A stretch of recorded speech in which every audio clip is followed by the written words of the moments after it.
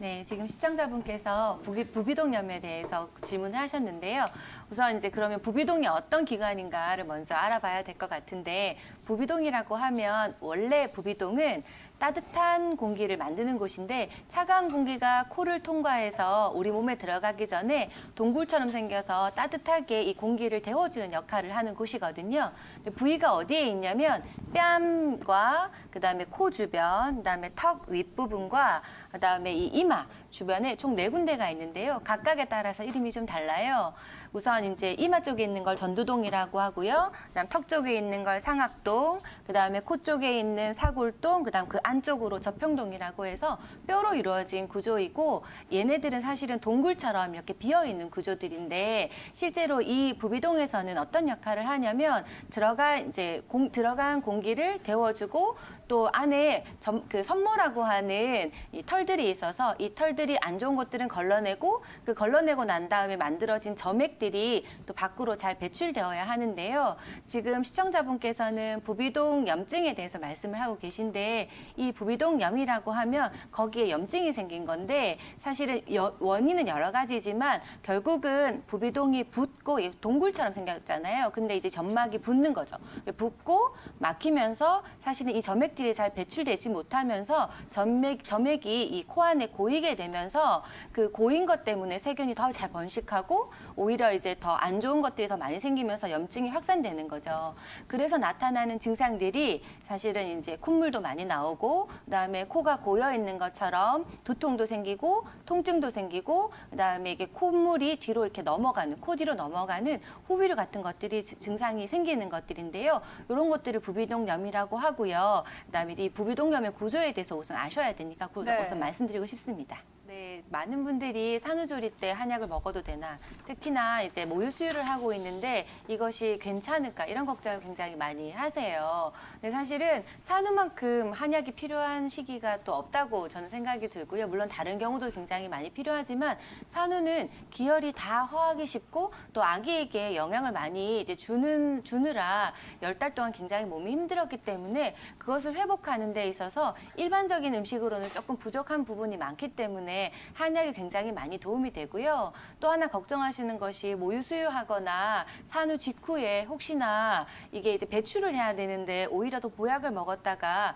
문제가 생기는 거 아닐까, 이런 걱정들을 좀 하고 하시는데요. 사실은 산후에 무조건 저희가 다 보약을 드리는 것이 아니고요. 그 산후 초기 이제 오로가 나오는 산유기 동안에는 또 이제 초반에는 산후를 어혈을 풀어주고 자궁의 혈류를 원활하게 해서 자궁을 회복하는 걸 조금 더 집중적으로 하고, 그 이후에는 기혈이 부족한 부분은 또 기혈을 보충해주고, 살이 너무 많이 쪄 있는 분들은 대사를 호전시켜서 부종도 빨리 빼주고 오히려 모유도 더 촉진하는 효과를 많이 얻을 수가 있거든요. 또한 이제 안정성에서 또한 걱정하실 수가 있는데, 모유 수유에 있어서는 가장 안전한 약재를 굉장히 점검해서 체크를 아주 세밀하게 해서 확인하니까 너무 걱정하지 않으셔도 되고요. 특히나 엄마가 영양이 부족한데 절대로 아이가 영양이 충분히 공급받을 수 없겠죠. 그래서 오히려 모유 수유를 했는데 아이가 더 힘들거나 영양이 더 부족한 경우도 가끔 발견이 되거든요. 이런 경우라면 흔히 저희가 뭐 보통 먹는 가물치나 잉어나 이런 너무 고단백의 고영양의 음식보다는 한약재를 통해서, 보약을 통해서 회복하는 것이 훨씬 더 좋으니까요. 산후에 너무 걱정하지 마시고 반드시 가까운 한의원을 찾으셔서 산후에 한약을 같이 병용하시면 훨씬 더 회복에 도움이 되실 테니까 꼭 한번 이용해 보시기 바랍니다. 산후에 산후 관리가 굉장히 중요한데, 다들 이제 옛날부터 너무 막 따뜻하게만 있어라, 절대 이제 바람을 쐬면 안 된다, 이런 이제 이야기들이 되게 많았고, 목욕도 하지 말고 뭐 움직이지도 말고, 이런 전통적인 이제 이야기들이 또 많았기 때문에 사실은 현대는 조금 적용 안 되는 부분들이 있는데요. 우선 제일 하나 지켜야 되는 것들이, 너무 고영양의 음식들을 복용하시는 건 사실 별로 좋지 않아요. 예, 가물치나 잉어 혹은 곰국, 이런 굉장히 고영양의 음식들을 앉아만 있는 상태에서 먹기 때문에 오히려 몸이 더 대사가 처지고 부종이 많이 생기거든요. 옛날에는 산후에 바로 일어나서 활동을 했고 진액을 더 소모해야 됐으니까 이런 게 필요했지만, 지금 같은 경우는 오히려 대사를 호전시켜서 부종을 빨리 빼는 높인 게 더 필요한 경우가 더 많고요. 또 하나 온도 조절에 있어서도 너무 춥거나 너무 덥거나 하는 것이 안 되는데 보통 한여름에 출산을 하셨는데도 이불을 막 꽁꽁 감싸고 계시고 땀을 막 엄청 흘리시는 분들이 가끔 계세요. 근데 산후에 무조건 땀을 많이 흘리고 이제 이 진액을 보존하는 게 따뜻하게 한다고 다 능사가 아니고요. 적당한 온도, 보통 한 24도시고 습도는 한 40도에서 60% 정도를 네. 유지하는 것이 가장 적절하거든요. 더군다나 굉장히 몸이 추웠다 더웠다 반복하기 때문에 얇은 옷을 여러 겹 껴입고 조금 몸이 컨디션이 떨어지면 약간 옷을 벗었다가 또 이제 체온이 조금 올라가면 다시 이제 옷을 벗었다가 체온이 떨어지면 옷을 다시 입는다든지 이런 변화들을 조금 하시면 좋겠고요. 네, 그다음에 이제 또 하나 중요한 것이 사실은 적당한 운동도 굉장히 중요합니다. 우리가 산후에 무조건 오래 누워 있는다고 다 능사는 아니고요. 특히나 빨리 오로를 배출해주고 분비물을 나가게 해주려면 산후에 최소한 식사 후에 한 10분 정도 가볍게 산책하거나散歩하는 것은 굉장히 오히려 회복에 더 도움이 되니까 참고하셨으면 좋겠습니다. 네.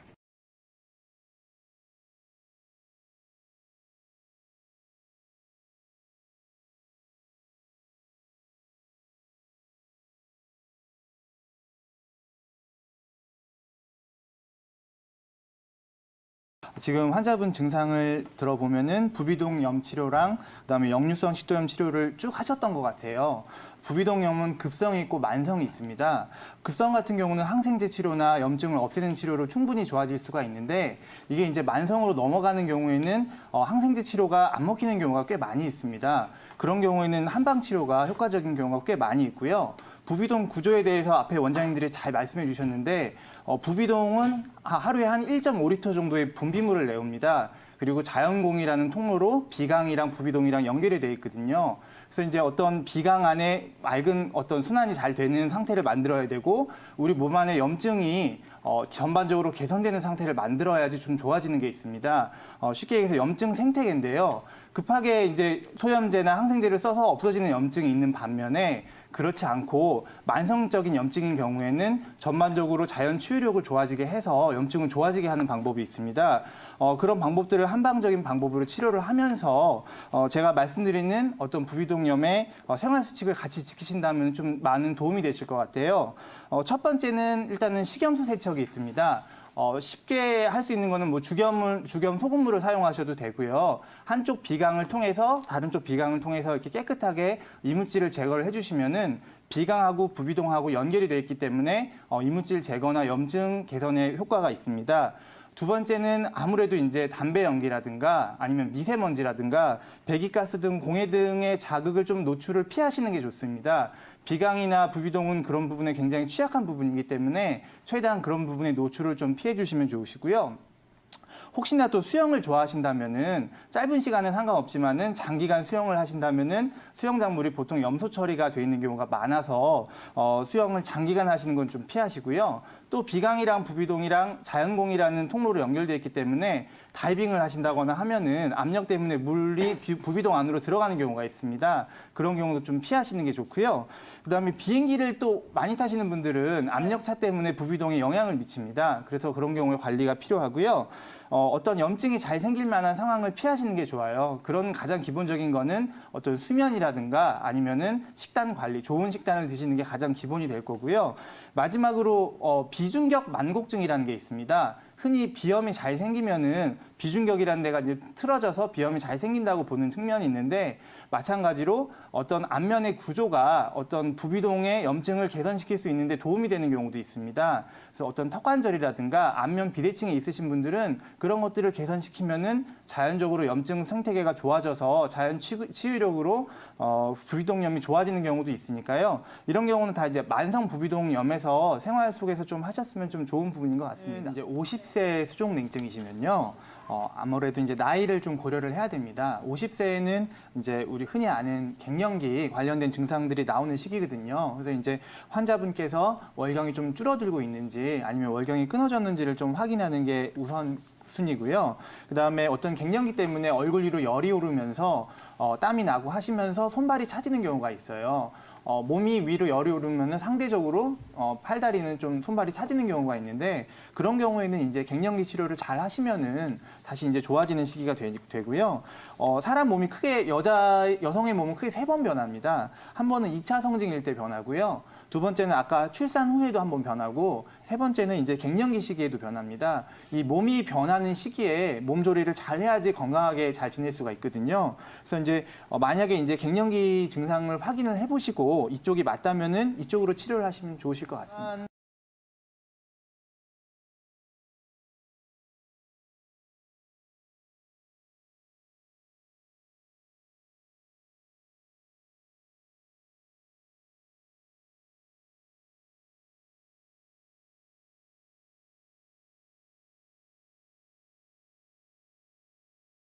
우리 부비동염에 도움이 되는 약재들이 일단은 부비동염은 염증이 있기 때문에 생기는 거거든요. 그러니까 염증을 좀 배출시킬 수 있는 약재들 위주로 많이 사용을 하게 되는데요.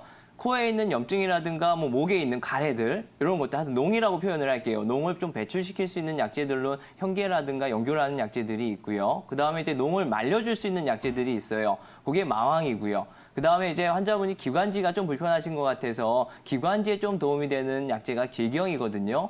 근데 환자분 거를 얘기를 쭉 듣다 보니까 일단 시작은 임플란트를 하고 나서라고 했어요. 아까 박소연 원장님께서도 말씀하셨지만 상악골이랑 부비동이 붙어 있어요. 그러니까 뭐 시술을 꼭 치과에서 잘못했다는 얘기는 아니지만 시술을 하고 나서 구멍이 생겨서 자꾸 농이 생기는 건 염증 유발 요인이 있다라는 거거든요. 본인이 어떤 뭐 바이러스라든가 뭐 어떤 이런 것들 때문에 올 수도 있지만 여기에 구멍이 있다 보니까 이쪽으로 자꾸 염증이 생기게끔 돼가지고 농이 생기는 걸 수도 있으니까 그거에 대해서 다시 한번 좀 진료를 받아보시고 그거에 대한 처치를 받아보시는 게 좋을 것 같습니다. 네. 아버님 안녕하세요. 안녕하세요. 네, 아버님 그러니까 어깨 쪽이 아니라 등 쪽이라고요. 날개뼈 있는 네. 그쪽인가요? 그 날개뼈 있잖아요. 예, 예. 그쪽에서 그 더 안쪽으로 안쪽으로. 서부터 이렇게 쭉 통증이 있는데요. 예, 이게 예. 뻐근하고 그래서 뻐근함? 매일 지금 그 등을 물론 로라 같은 걸로 문질러요. 롤러 같은 걸로. 아버님, 네. 그럼 큰 숨 쉬는 데는 지장 없으세요? 네? 큰 숨. 이렇게 큰 숨 숨. 쉬는 데는 별로 문제가 없는데 그런데 문제 한 없으시고요. 가지 특이한 거는 예. 목이 자꾸 쉬어요. 어떤 때는. 목이 자꾸 휜다고요. 아버님 지금 얘기 들어서는 네. 가장 의심스러운 건 아버님 혹시 밤에 주무실 때 왼쪽을 밑으로 두고 주무시는 거 아니에요? 그러진 않나요? 잠자는 습관. 잘라고 노력을 하는데요. 예. 그 통증이 밤에도 좀 있을 때는 그 통증 쪽으로 이렇게 돌아서 누르는 경우가 있습니다. 아버님 일단 중요한 건 통증이 있는 곳을 짓누르면 안 돼요. 아버님 네. 날개뼈 안쪽이라고 말씀하셨잖아요. 네, 그 네. 안쪽 이제 날개뼈를 감싸고 있는 근육들이 뭉쳐서 그렇거든요. 그러니까 남자들 네. 우리 등 운동하고 이렇게 이거 턱걸이 같은 걸 하고 나서 잘 뭉치게 되는 부위인데 네, 아버님이 네. 아까도 이제 롤러로 자꾸 문지른다고 하셨는데 약하게 문지를 것 같지 않아요. 아버님 성정상에게 뭐 세게 문지르실 것 같은데 네. 그런 것들이 오히려 좀 안 풀리게 되는 요인이었던 네. 것 같거든요. 네네. 그리고 목이 자꾸 휜다고 했어요. 진짜 네. 의심스러운 건 이제 약간의 측만증이 있을 수가 있거든요, 아버님. 흉추부터 휘다 보니까 목도 따라서 이렇게 휘게 되는 건데 아, 그거는 측만. 검진을 해서 만약에 엑스레이 찍었으면 바로 알았을 것 같고 그 네. 정도까지는 아니신 것 같고요, 아버님. 네, 네, 어떤 자세가 좋지 못하다 보니까 그쪽으로 자꾸 눌려가지고 날개뼈 네. 안쪽에 있는 근육들이 뭉친 것 같아요. 아, 예. 그거는 아버님 우리 한의원에 나오셔가지고 네. 전통적인 치료 받으시면 돼요. 침 맞고 부항하고 약 침 맞고요. 그리고 네. 나서도 잘 안 풀리면 우리 네, 이완추나라고도 있거든요. 혼자서 네, 문지르는 그러면요. 것보다 그거 네. 압력을 맞춰서 우리가 그거 풀리게끔 추나요법도 네. 할 수 있으니까요. 네, 그렇게 네. 치료를 받아보시는 게 좋을 것 같습니다, 아버님. 그러면 이제 모 박사님을 찾아뵙겠습니다. 알겠습니다, 아버님. 고맙습니다. 네. 감사합니다. 네, 저는 그럼 체온의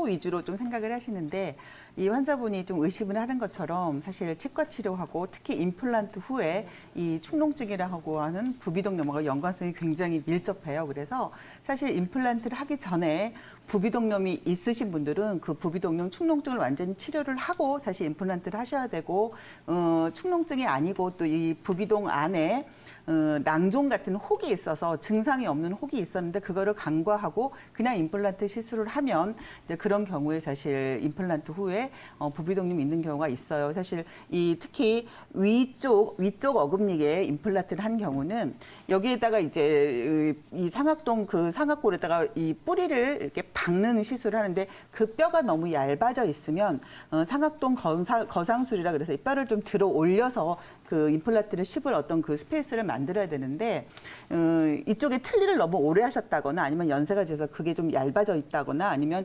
선천적으로 이 부비동이 이렇게 좀 내려앉은 경우는 뼈가 굉장히 얇아요. 그런 경우에는 사실 부비동염을 그 임플란트 전에 갖고 계셨을 때 그거 치료를 안 하고 임플란트를 한 경우 또는 낭종이 있었는데 그거 치료를 안 하고 임플란트를 한 경우 아니면 그런 게 전혀 없었는데 사실 이 임플란트 과정 중에서 그 부비동 점막을 자꾸 건드려서 그게 염증이 생겨가지고 아무리 겉에서 부비동염을 해결을 하려고 해도 그게 해결이 안 돼서 결국에는 임플란트를 걷어내는 그런 케이스도 상당히 많이 볼 수 있거든요. 그래서 사실 어렵게 한 임플란트 수술을 걷어내지 않고 최대한 그거를 살려서 하는 방법으로 사실 이 부위 환자분은 뭐 부비동염이든 보니까 역류성 식도염 치료를 다 했는데 해결이 안 되신 걸로 봐서는 한방 치료를 받으셨는지 어쩌는지 제가 확인을 아직 못 해봤지만 이 환자분 같은 경우는 사실 이 염증이 생기는 어떤 기전을 좀 생각을 해보셔서 사실 이거는 제일 먼저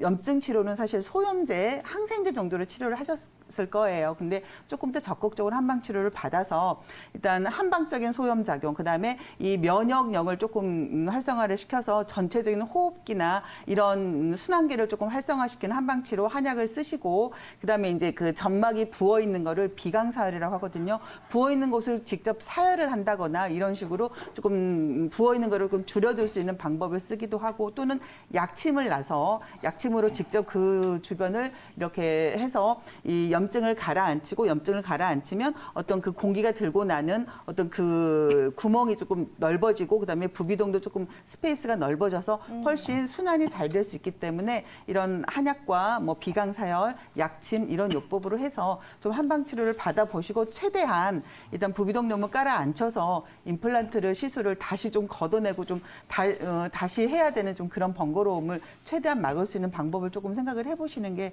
좋을 것 같습니다. 지금 환자분께서는 폐에 뭔가 이렇게 흔적이 있어서 그걸 좀 걱정을 하시는 것 같은데 사실 폐는 사일런트 장기라 그래서 통증을 느끼는 장기는 아니세요. 그래서 이 전화하신 상담자분 같은 경우는 어떤 폐에 어떤 뭐 그 흔적 때문에 통증이 있으신 것 같지는 않고요.